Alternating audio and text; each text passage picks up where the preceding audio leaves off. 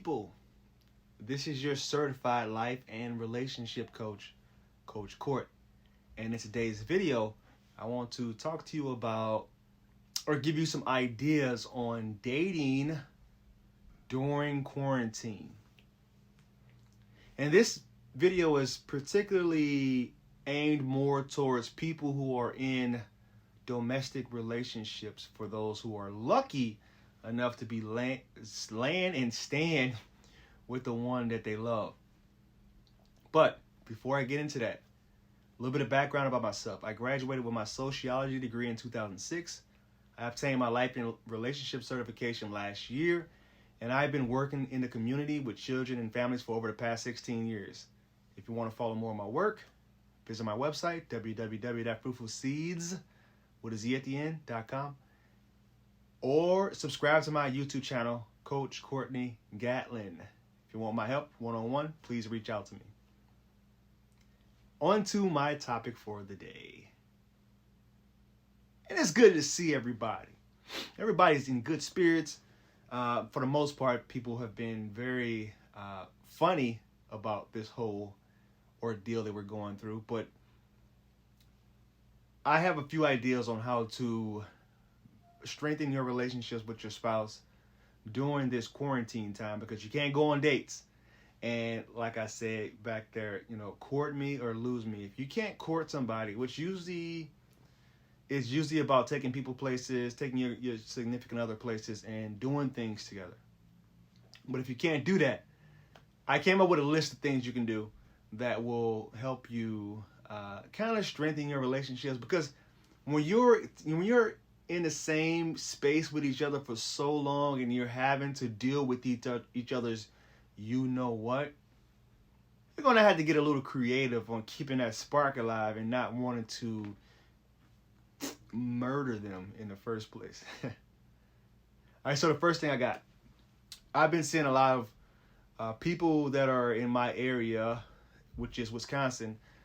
They've been doing nature hikes together and taking walks together. That's a big one. You can really get out, get active, and kind of push each other a little bit doing those hikes and strengthen that bond. I can remember back when I was with me and my ex-wife. It's so funny. We went on a kayaking trip together, and after that kayak trip, I was like, you know what? If you're ever going to get into the relationship coaching or counseling business, marriage counseling, that's probably where you want to start. Put them in a kayak together and just see how their teamwork is. And if at the end of that kayaking trip they don't want to literally rip each other's throat out, then they've got a good bond. But at the end of that trip, if one's paddling left and the other one's paddling right at the same exact time and they're spinning in circles, the communication isn't great. Because that's one thing kayaking taught me, is you have to really communicate in order to get somewhere. Not only in the kayak, but in life. So that was actually a great learning experience for me. And get out, hike together, push each other, and just be,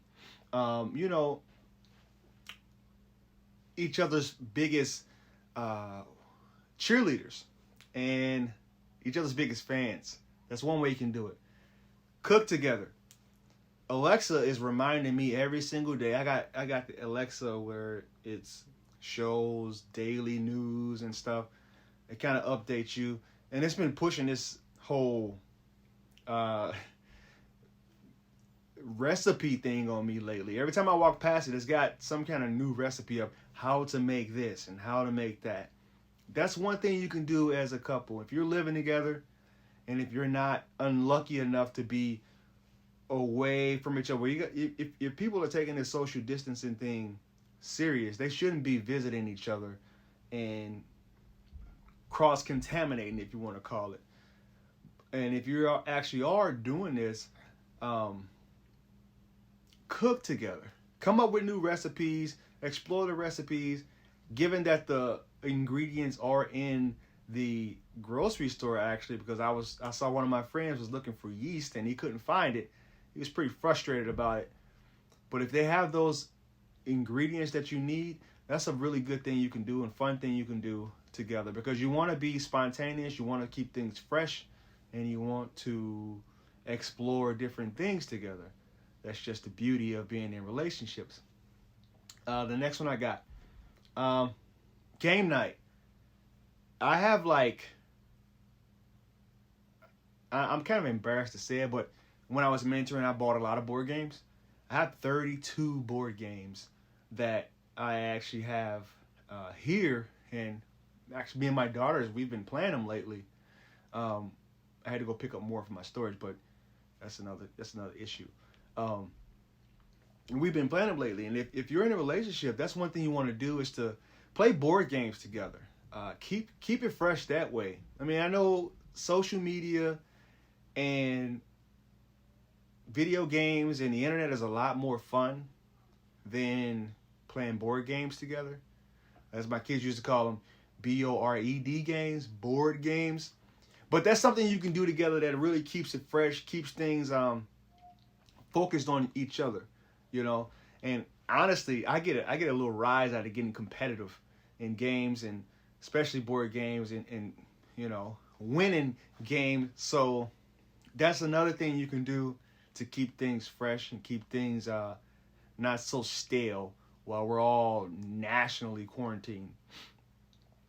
Puzzles. This is one that I personally enjoy because it's kind of like a meditation. You sit and you meditate on your puzzles, and it's probably not something you'll do together. Actually, a lot of older couples, they're going to be the ones to tell you that, yeah, having puzzle times is great because it's peaceful. It's, I don't know, you can just talk about just random things while you're doing it, and it doesn't take a whole lot of concentration. You just kind of just do your thing while you're sitting next to each other. You're in each other's presence, which is, it should be awesome. And if it's not awesome, then you might want to reconsider things in your life.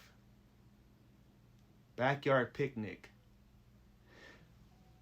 I'm about to head outside right now, as in, you know, probably a half hour from now, to fire up my grill. It's been a long time since I did that.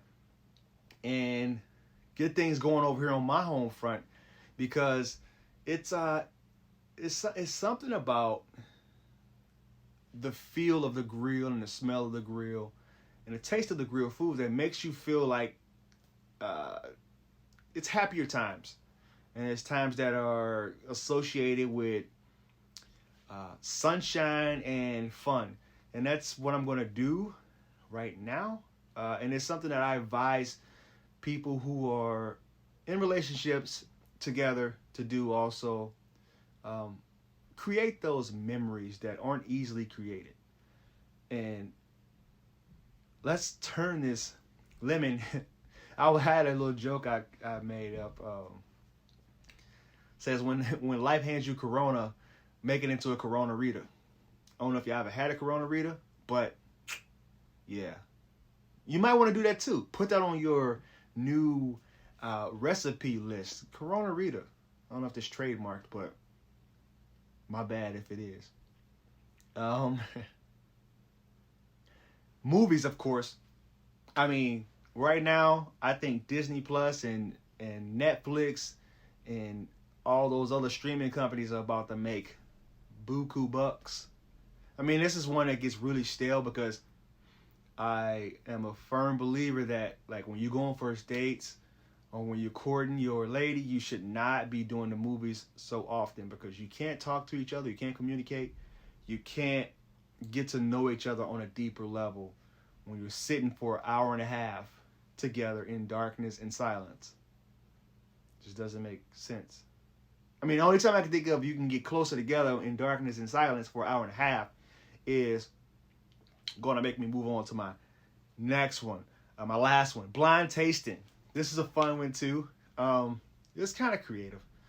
You just kind of come up with different recipes and bring some, some spontaneity into the kitchen and make little recipes, or just take some, I don't know if you remember that cinnamon challenge where people were making each other sick. I wouldn't suggest that one, but blind tasting is something that would be really fun to do. Everybody loves to eat, and everybody loves surprises. So, put that together, and you got yourself a blind taste contest. And the last one, let's see here. If this is for everybody. This is for the people who live together, and this is for the people who are just running to the grocery store or whatever. Make FaceTime, WhatsApp, Skype, make that your best friend. Really take advantage of what technology has given us these days, because I do like texting, but you can't build a bond with somebody if you don't have face-to-face interaction. And FaceTime is, it's really helpful in creating that bond, because when you're reading text messages, you can't see text tones, you can't see what their body language is, you can't see what their mood is.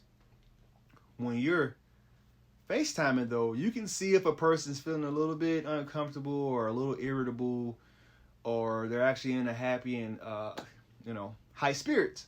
So take advantage of FaceTime, literally that FaceTime, because it makes a big difference. And a lot of times what we do is we send these messages that we thought was hilarious and we thought was going to strike the right chords, but then they read it without the sarcasm in it and without the elevation in your voice, and they're thinking, this dude's a jerk. But so take advantage of that. Try to get FaceTime as much as you can, and less text messages. Unless it's memes that you didn't make up, something that you know exactly what the way that it's going to be coming across. In gifts, can't leave out gifts. And that's it. That's all I got for you. If you feel this video was of value to you, please like, comment, and share. Or if you want my help personally, reach out to me on my website, www.fruitfulseeds with the Z at the end.com. And it's day 8 now. I love y'all, and let's quarantine and stay safe together.